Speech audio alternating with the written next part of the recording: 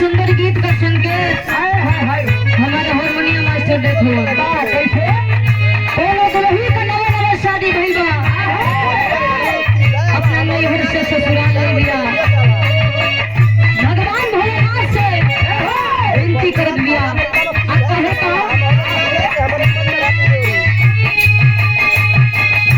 किया जी है पहिला मिलनवा मिलल सजनी ही के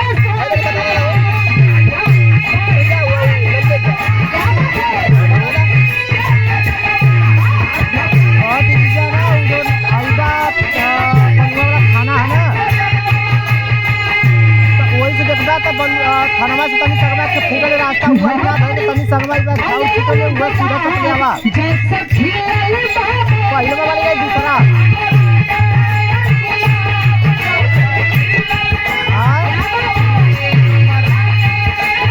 हां वही से आवाज चपले सुनाई किया जी हो पहिला मिलनवा मिलल सजनी के सजना हमारी अमोल गुलाब जैसे खिलल बाबना सुन सुने भगवान जन बिहार हो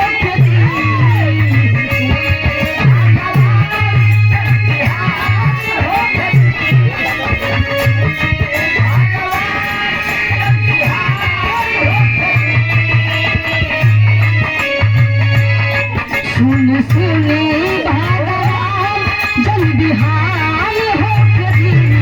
आज राजा जी के तरले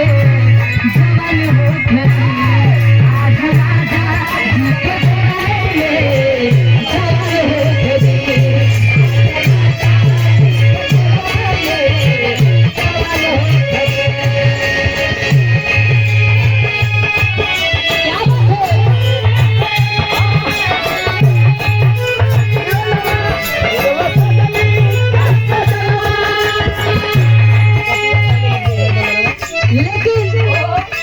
से बढ़िया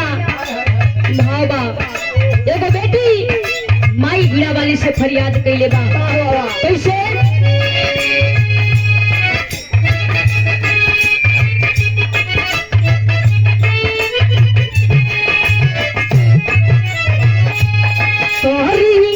तोहरी पुकरिया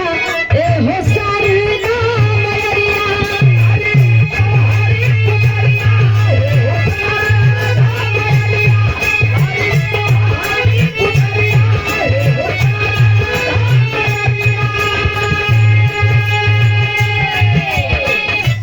बन के ज्ञान की अजरिया उगी जैबू हो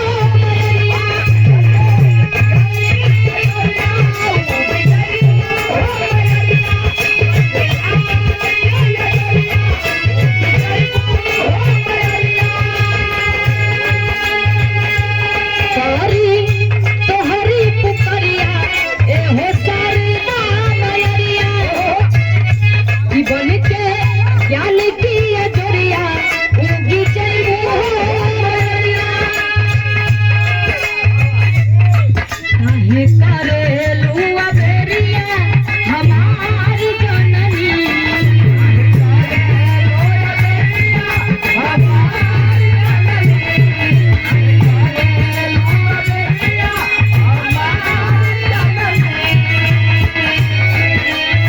काहे करेलू अबेरिया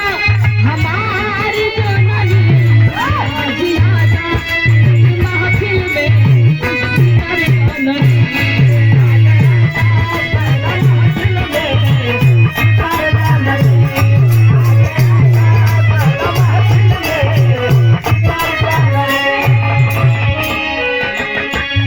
लेकिन वो बेटी पहले बन माई बीड़ा वाली से होता था